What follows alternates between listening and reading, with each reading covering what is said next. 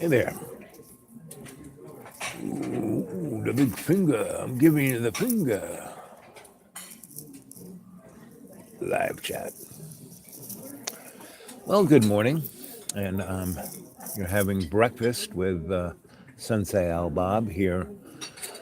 And welcome to our channel, Dreamy Dreamland with Sensei Al Bob. I am your Sensei Al Bob, your griot, the teller of stories.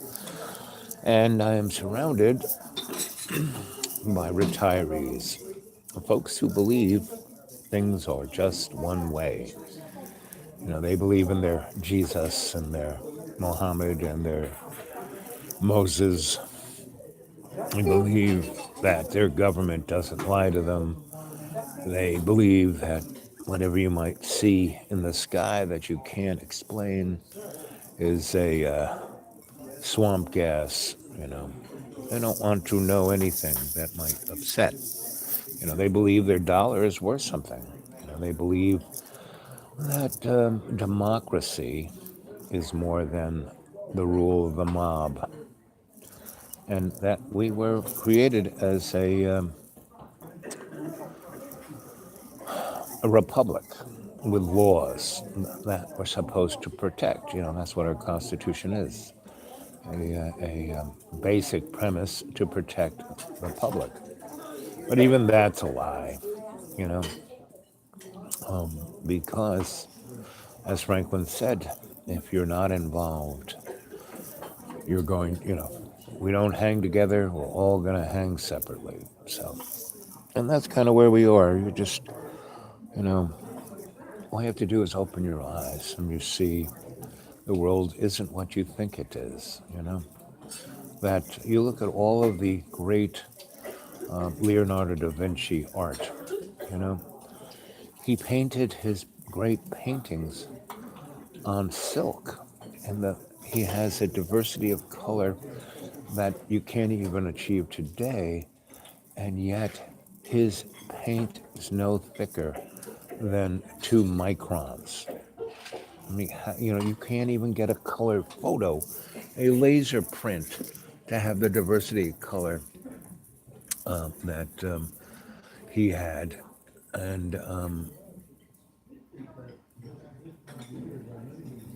that's, you know, you just have to turn the page. Our history is a lie. It has nothing to do with what it is. You know, the human nature isn't one of conflict.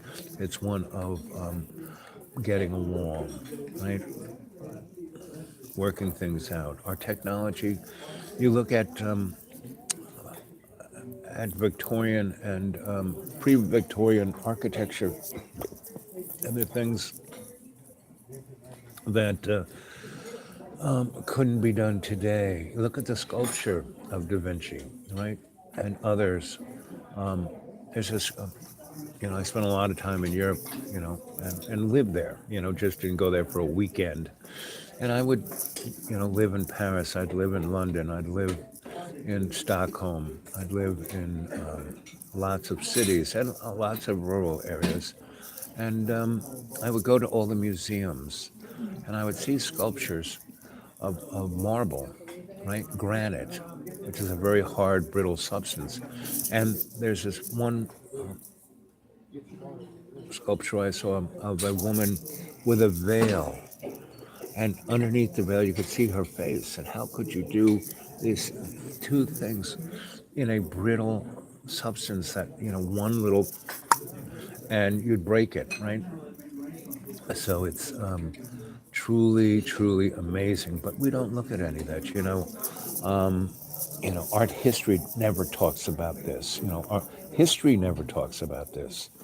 A few months ago, a friend of mine took me into his lecture hall, and I gave a lecture on basically, so what are you going to do? You know, these were all young people who were about to graduate, and I went down the line doing a cold reading, and then asking them what they were studying. And none of them, and they were historians and biologists and, you know, all kinds of disciplines. And they hadn't even known, you know, who the people who invented their discipline were. It was like, and they had never read, like this one person was a literature major, never read any of Dickens, never read Moby Dick, never read Mary Shelley, never read The Heart of Darkness, and and that's you know really never read Shakespeare or Chaucer, and so and she said she was studying the modern novel, and all those guys were the precursors or the first modern novelists, and never put it into context to what's going on in history and our present day. And if you don't know your history, you are going to be manipulated by those who control the history. Right?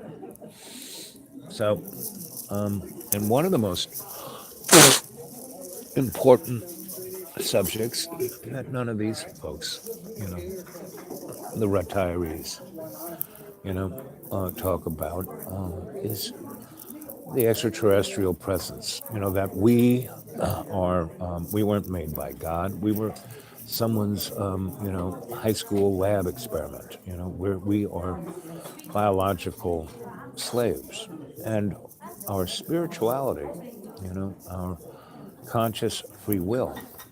Now that is eternal in our soul, but it has been imprisoned in this, mud puppet, and we and the evidence of it is all around us, and there are people who speaking of it, but it is like out of context, religions use that sense of awe and question of where we come from in a way to monetize our presence, Well, there we are at 7 minutes, 17 seconds. And there's only one person watching. Boop. Well, Jane was there. Fish was there. Yep. Bunnies are having coffee. Whoop. Ah!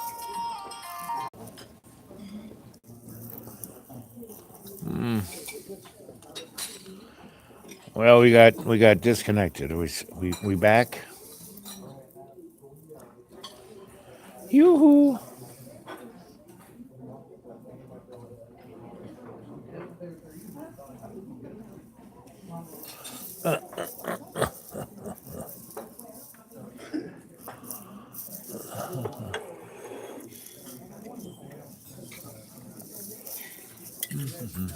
Hey, yep, I'm back. Every time I talk about something interesting, somebody interrupts, which is a good sign. Shows we're on the right path. But how do all those people live a life where they don't question anything,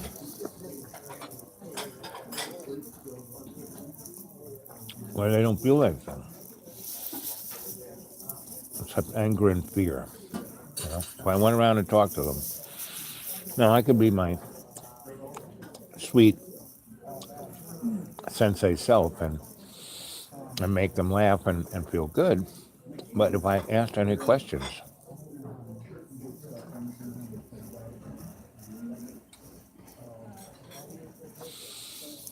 well, Jane, do you know the story about St. Patrick's?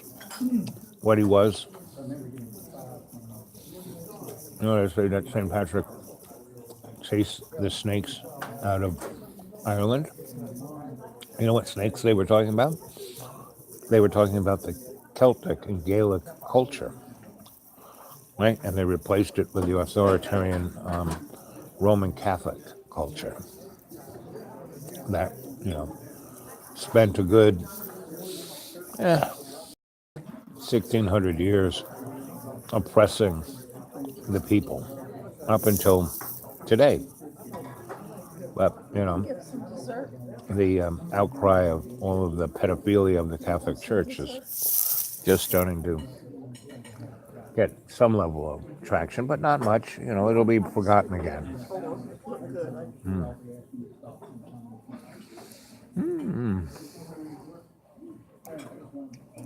Yep, I'm back. I was talking about, how our history is a lie, how our history is an illusion to propagate the corporate structure. Right? The main reason why Lincoln was assassinated was that he was printing, he was having the U.S. government print its own money, got rid of the central bank, and that he wasn't going to allow corporations to have the freedoms, constitutional freedoms of individuals. Bango, he gets shot in the head, and Johnson takes his place and reestablishes a central bank and puts in corporates have all the constitutional rights of the individual, and that's taxation without representation. Anyway, so what do you feel? What do you feel about? So look at Leonardo da Vinci's paintings, as I said, painted on silk, has more diversity of color and palette than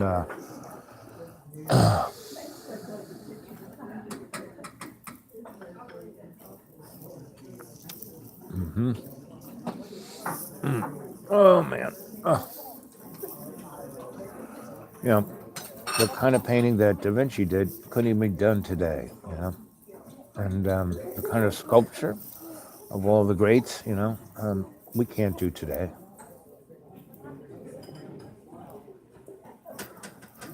Jane, why don't you describe to the audience what the bogies are?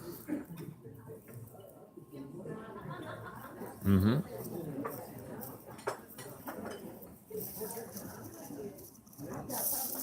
Mm-hmm. Well, describe it, not just spell it. Tell us who and what those folk were and why they had to be gotten rid of.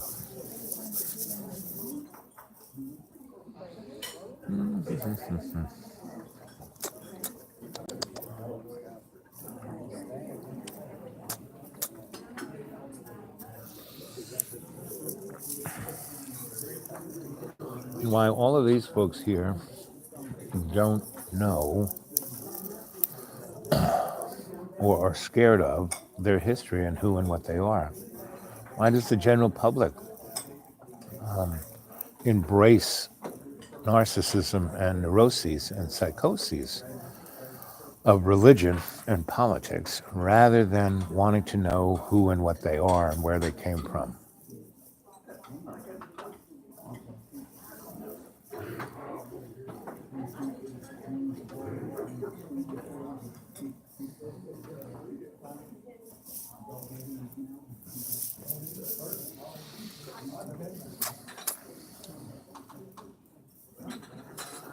The sacrifice, when you're grabbed and thrown into a bog, that means you are the sacrificial lamb, and against your things. But if you sacrifice personally to accomplish something, well, that's a different thing.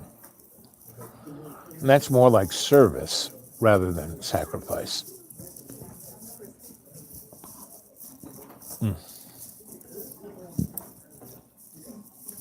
So, history is what I'm going to talk about tonight. And we'll do another guided meditation into history. So what did you guys think of last night's guided meditation?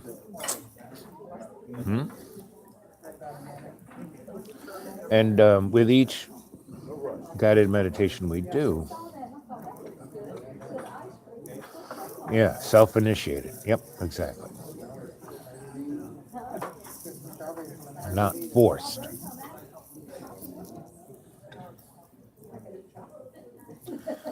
Hey there, Dragon.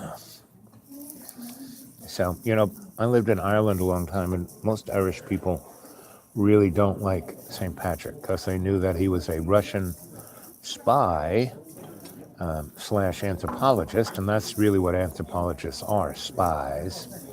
And he came in and he knew the secret handshake, and then he uh, basically destroyed the Druids and the Bards, which were the foundation, cultural foundation of the hedgerows. And then the Romans basically incarcerated the Irish people by controlling their diet and only giving them alcohol, taking away all of their plants that they had experienced with, and just gave them alcohol, which just gave them the environment of depression. And that's what the Romans really were very good at, going in and destroying culture. Yeah, the Irish party, that's for sure.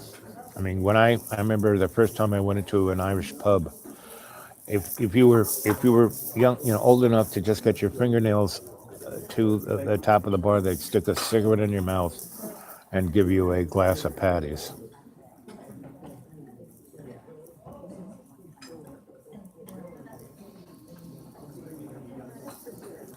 And Dragon, there is no better perspective to look at history than your Akashic record. You have the big screen, and then you have 28 little screens all the way around, and then you've got all these guides to tell you.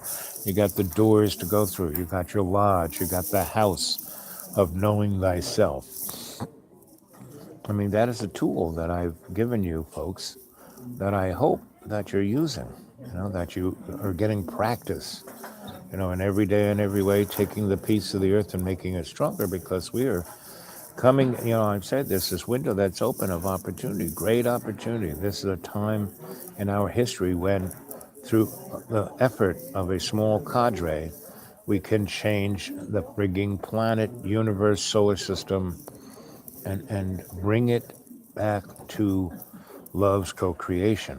Or we can ignore it, And in a short while, 18 months or so, there will be a cataclysmic red flag of sorts that will throw us back another 900,000, 2,000, 3,000, 5,000 years, because humanity has been on this planet in this Homo sapiens sapien for over 1,000,000 years, not 6,000 years, million years.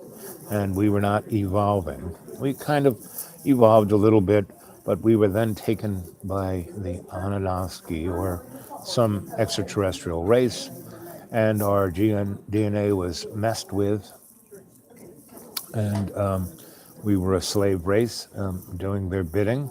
And then somebody like Enke kind of twiddled our DNA a little more to give us, a realization that we're more than just a slave, more than just a smart fish, more than smart reptile or a smart rat. So, a smart monkey. There used to be I think it's still on, Adult Swim on cable TV. It's a cartoon kind of thing late at night, and it's got really funny stuff. And there was this really interesting thing where there was the alien from the spaceship, a monkey, a little chimpanzee, and, the Neanderthal guy. And then the little smarter, Homo sapien sapien. And,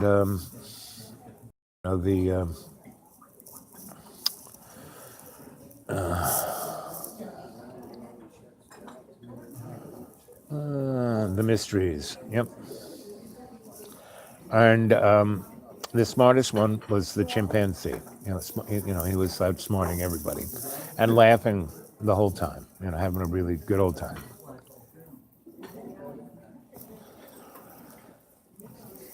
So what are your guys' experiences of hidden history? What have you kind of had an aha experience about? Where have you gone where no one has gone before? What are you getting out of these you know, remote viewings that we do within the construct of guided meditation. Are you practicing this yourself? You know? Are you asking questions in your... Anyway, I'd love it if tonight, you know, why don't you spread the word? Why don't you tell your friends, hey, come on to live chat, be part of the chorus. It's loads of fun, you know? And I'm going to talk about history tonight. And I'm planning to a new little adjustment of the show. Every morning or afternoon, early daytime, I'm going to talk about what I'm going to talk about in the evening, right? And get some feedback from you guys right now would be great about what you think of history, what you want to look at history in the guided meditation, you know, and then you go off and you do a little homework, you know, so you can come with some bigger questions, bigger perspective and questions that I'd never thought of. So yes, what is it? What is the bigger question?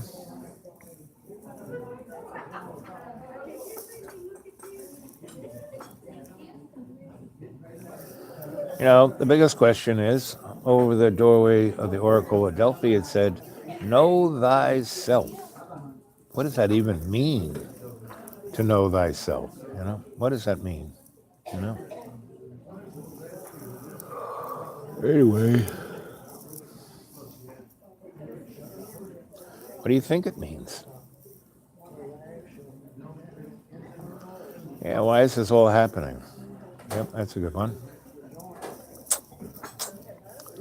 Well, one of the things I can think of why all this is happening, it is a reflexive holograph of why we were here. History is destroyed so we can possibly know the truth. How can you know the truth when history is distorted?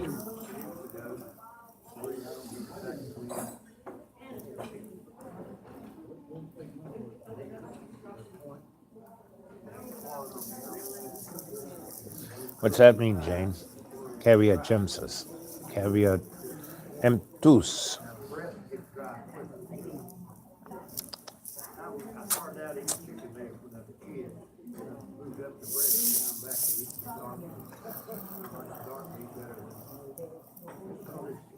He likes the dark meat better than the white meat. That's his raison d'etre.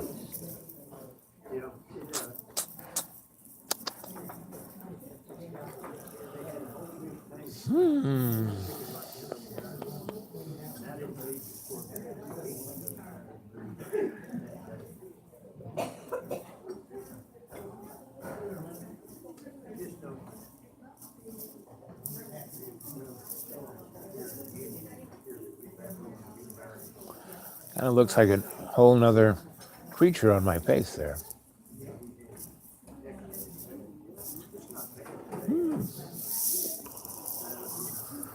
Anyway, meaning to life. Why is history distorted? Why are we always lied to? Why do we allow ourselves to go to war? You know, the soldiers in World War One, they'd have these Christmas, you know, timeouts. And the guys in the trenches would come up, go into no man's land, and the Germans and the French and the English soldiers would share their food and dance and play music. And after 30 years of the First World War,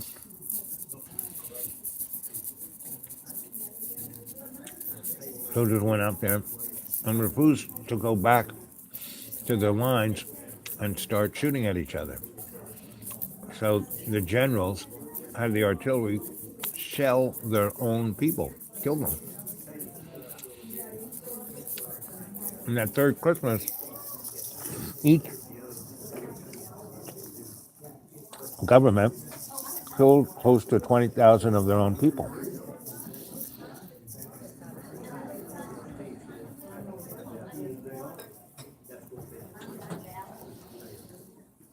Yep, let the buyer beware.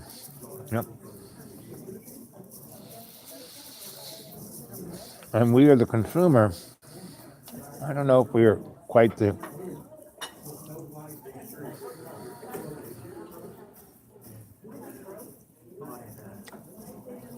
Yep.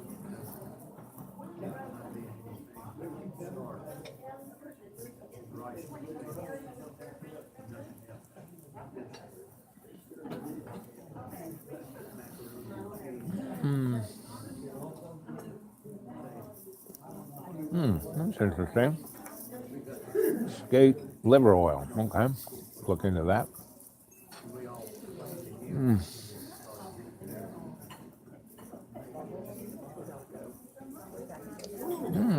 Hey, Anthony.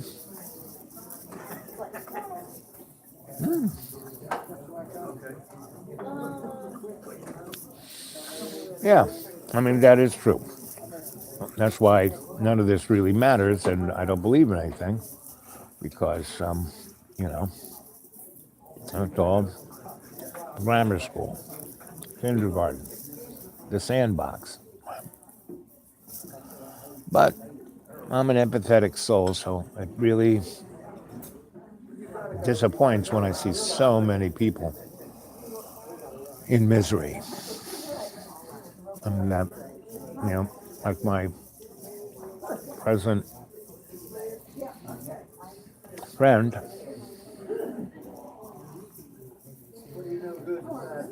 yep, getting the wrong door. But, you know, the big picture is yes, this is, you know, the sandbox, this is grammar school. We're learning. But it's so disappointing that people have to repeat this over and over and over again because they don't realize that the way out of this maze, matrix, is love. When we exhibit our personal dynamic of love's co-creation with all our relations, that would end all of this suffering. But it won't end, you know.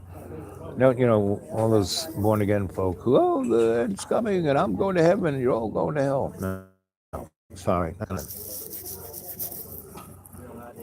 Because we go in and we're in hell and heaven every day.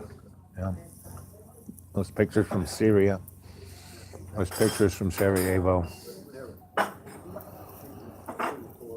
pictures from Vietnam, Hiroshima, Nagasaki, Dresden.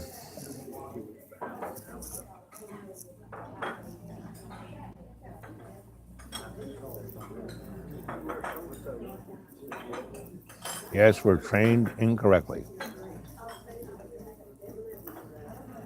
Yep, we live in a land, a world of abundance. Yep.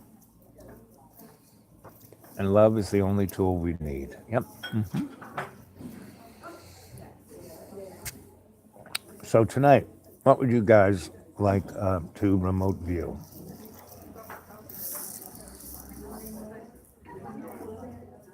What would you like to see?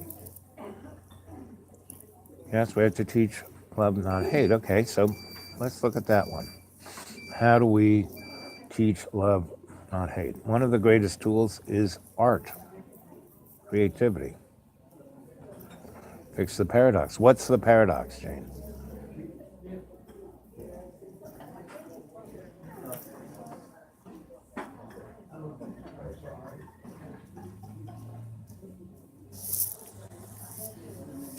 Do do do do do.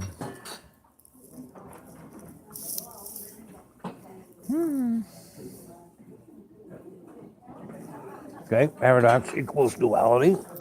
And what are we duality in? Oh, ooh.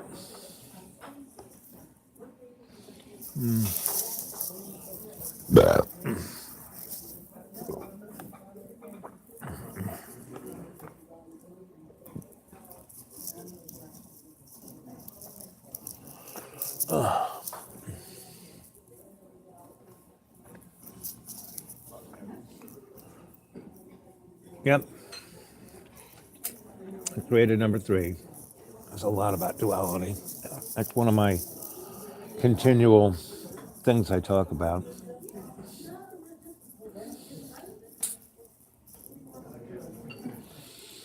I'm writing 6 more novels as we speak at the library. I go down there and type away. And you know, Someday people will read all this, and people are starting to, on X-rated. But I need some help. I really do want to put together the bands. I really do want to take this on the road. I really do want to make an umbrella. My friend, could you hit me with a little more whipped cream? You want some whipped cream? Yeah, yeah, Sure. lots. Yeah, yeah. Always, everything is better with whipped cream.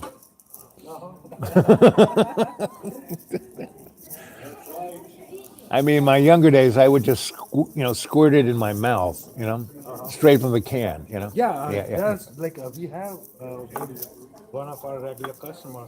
He used to come like in early morning, and he was like, "Give me the bottle of whipped cream." We said, okay, and then he just like poured us nicely all the way top. Yeah, my kind of guy. This is what I'm talking about.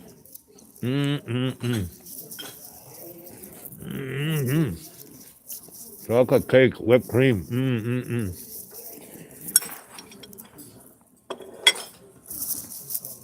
Well, it'll happen. Don't worry about it.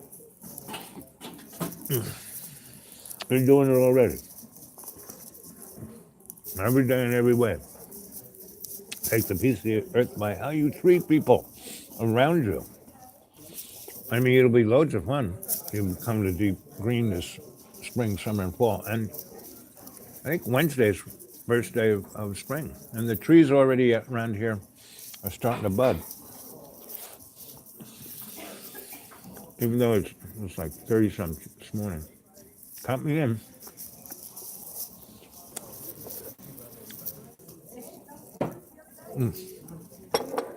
Arr. Anthony, where do you live? Where do you live, Anthony?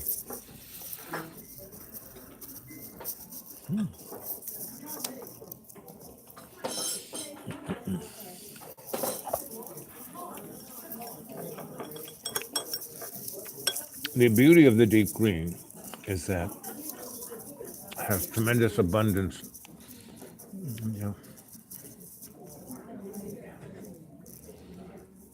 Yeah, just a few hours away. Good. North of England, but have been gone twice. Good.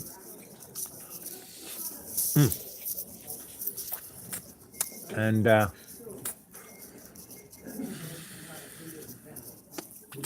so think of that, like back in the late 60s, early 70s, I and a number of other artists thought of the same thing.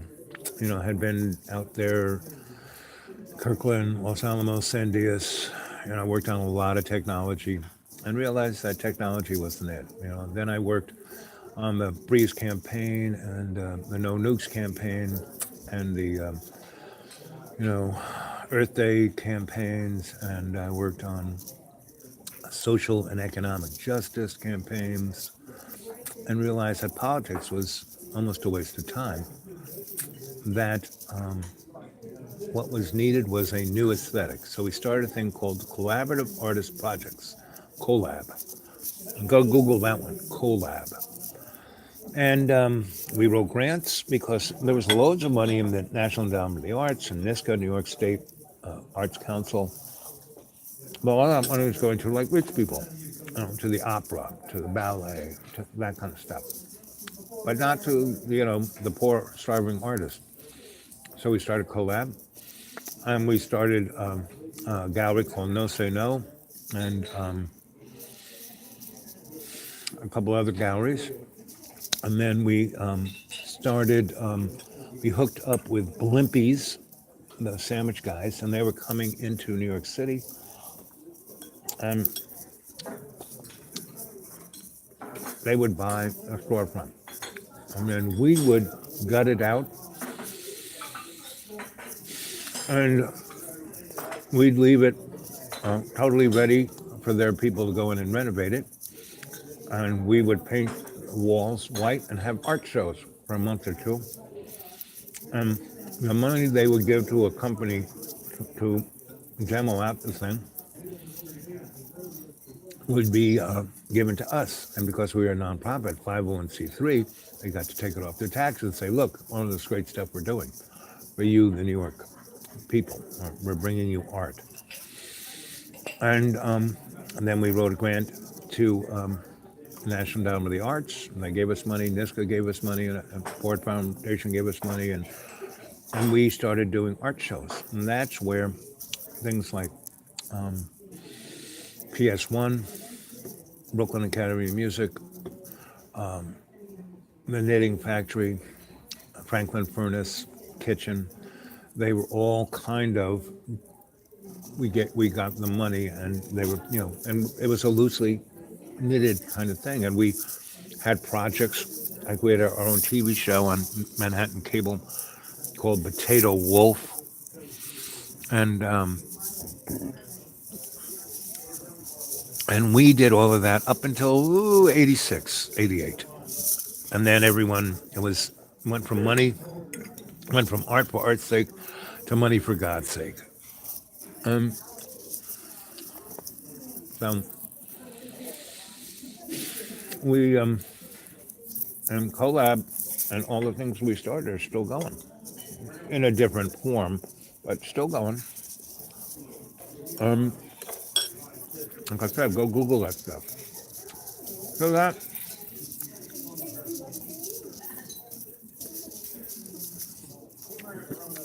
was what we did. And we always had a political edge. We always had a spiritual edge, a political edge, a technological edge. And touched a lot of people, millions, and created a lot of great artists. Basquiat, Keith Haring, Philip Glass, Judy Ripka, a whole bunch of others, Alan Sarrett. And that's kind of what needs to be done today, because the I mean, they've gotten rid of the NEA. As I was saying last night, one B-1 bomber cost $1 billion. The NEA was 1/10, 10% of what one B-1 bomber. And we've only used the B-1 bomber 5 times in the 20 years that it's been around.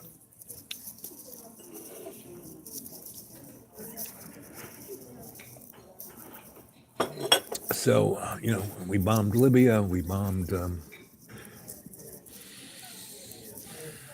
people of that ilk. We used it in Sarajevo. It's, so we have to start really, and instead of like marching, I mean, like before we went into Iraq in 2003, I was in D.C., and there was like 500,000 people in D.C., more people than were at any anti-Vietnam march I ever saw. And the news media didn't even cover it. And what they roped off the steps of the Capitol building, and Fox had his camera shined. See, there's nobody here. I mean, all they had to do is turn the camera and look down the mall, and there's 500,000 people. So, the media lies. It's a corporate media. It doesn't tell us the truth. You know, rather would talk about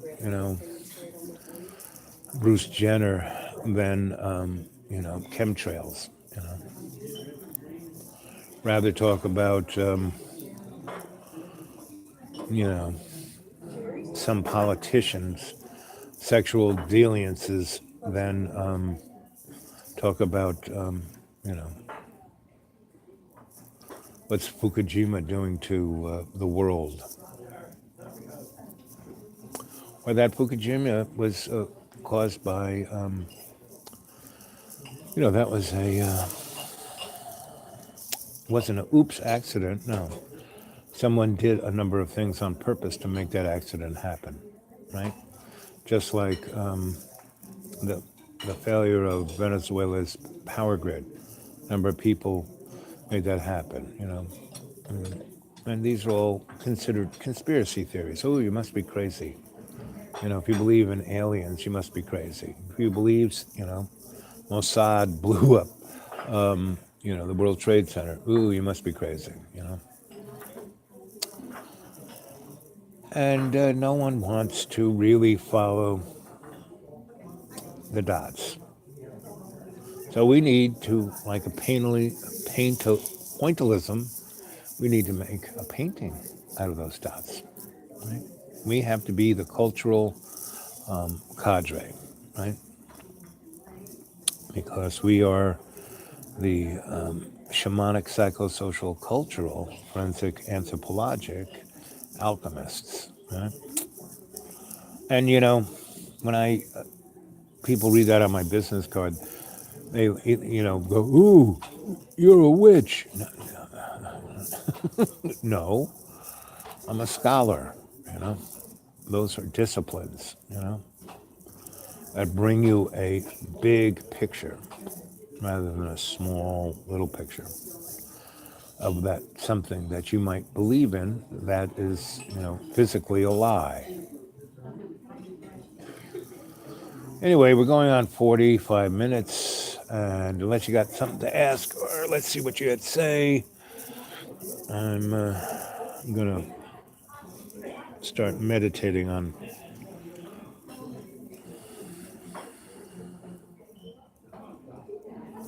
So, Jane, what did you like in X-rated number 3?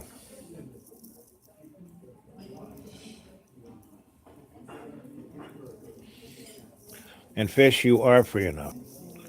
Well, Anthony, come and visit.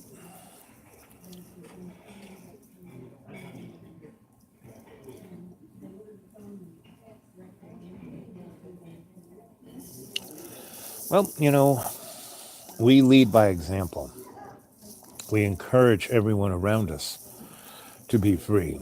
We don't force them. We don't push them. We just live by example.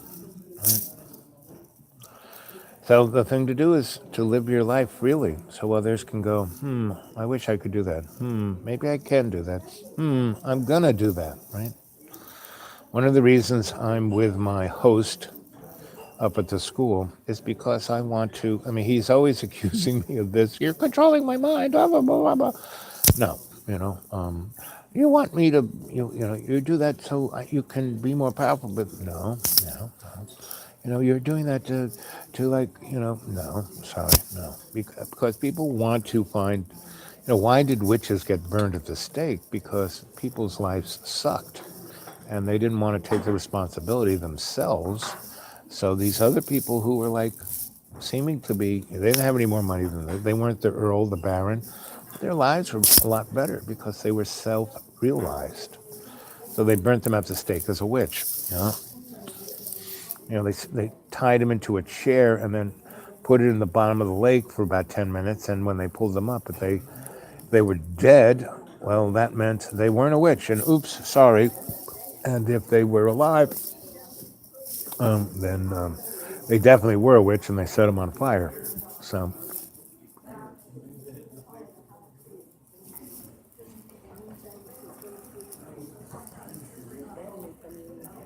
yep. So to live in love's co-creation is not to live in duality, not to live in that separation, not to believe that the other is I got to kill that guy or gal, or that person is terrible. No, that's living in duality, right? When you blame the other, that's duality. Because the reality of love's co-creation is when you understand who and what you are, and you try with baby steps. You don't have to, I'm going to 5 years ago, and from 6 years ago to today, I lost 280 pounds. Didn't do it like that, you know, like between September. And one of the reasons I like going to my doctor every 6 months is that I get a nice photo of, where I was and where I am now, you know. Now, that doesn't mean I'm perfect. It just means, hey, I did a little bit better between this period of time. And I just keep going in that little bit better, direction rather than go back and forth be like a ping pong ball, be all over the place, be miserable. You know, living in duality makes you miserable. That's what makes you psychotic, manic depressive. Now, we talk about duality, manic depressives. Yep. And shamanism, all shamanism is being awake to my present position within all of my relations.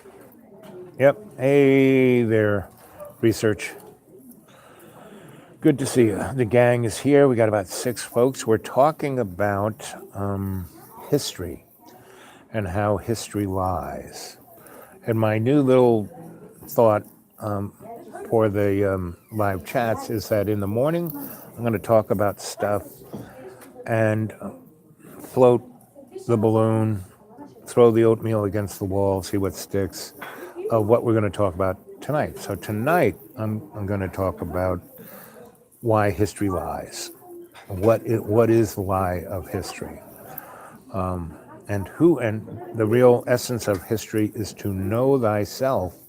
And that's why the powers that shouldn't be and the hidden hand and the sock books do everything they can to confuse the general public.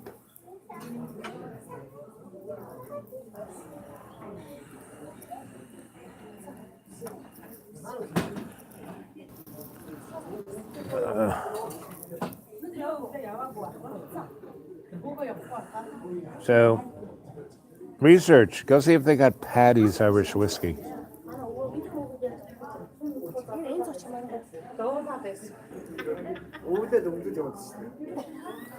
Yep. Have fun. So today is St. Patrick's Day.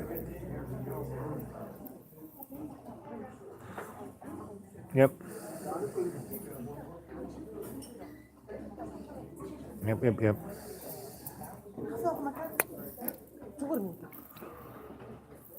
Well, okay, it's now about 51 minutes and 34 seconds. So we've all wished each other happy drinking day. And I think I might go find a place to go do a little drinking. Jameson's, yes. I'll have a Jameson's on you, fish.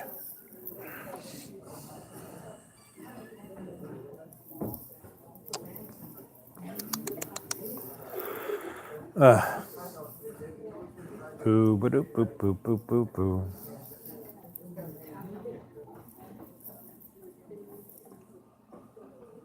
So at 55:55, I'm going to sign off and wish you all well.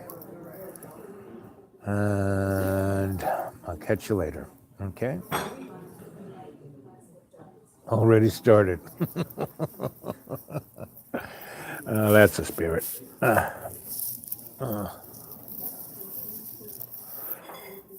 Nice little beam of light coming out of my head. Woo! Hobgoblin, yes. If I have a kid, I'm going to name the first boy Hobgoblin. I tell the story of my motorcycle gang leader girlfriend, and we went to the hospital where one of her cadre was having a baby, and they were drunk, the father and the mother, while the baby was being born, and they were twins, and they named the kids Shitbird and Moonsprocket because it was 1969 when the boys were going to walk on the moon. So Hobgoblin, that sounds like a good one. Or they call him Hob or Gob or Lynn, any one of the others.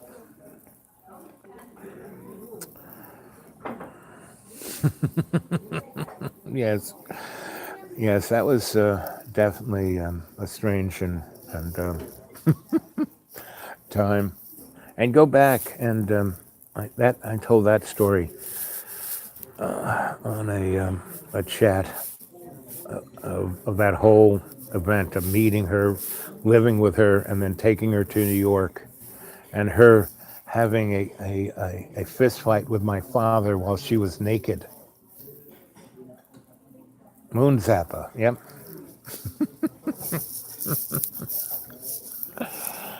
And my father threw our clothes out the window and told us to leave. So we had to like wrap ourselves in sheets my mother gave us, and we went down to the lobby and gathered our clothes outside the building and put our clothes on. Yeah, she was an interesting, really brilliant, really smart, great business person, controlled the eastern seaboard's distribution of certain substances. And, that would make a great Netflix. So you guys, Netflix, I got a great story for you. You were born during that time. Well, that's a good time to be born, Mike. Okay, here we are, guys. We're coming up on 55 minutes and 55 seconds. So tonight's chat and, guided meditation is going to be on history and the mysteries of history and why we're lied to and what are the big mysteries. Who are we? Where do we come from? What are we doing here? We're going to look at those mysteries in our guided meditation. So get a lot of people to come. Hit that like button some more. Get all of you guys around the world have a party of watching you know Sensei Al Bob either in the morning or the evening, whichever time fits you better. And let's get some more people in the cadre. Yep, Grace and Frankie. Anyway, so here we are. We're coming up on it. And I just want to say I love you guys, and I'll see you tonight, right? Let's see how many people we can get there tonight.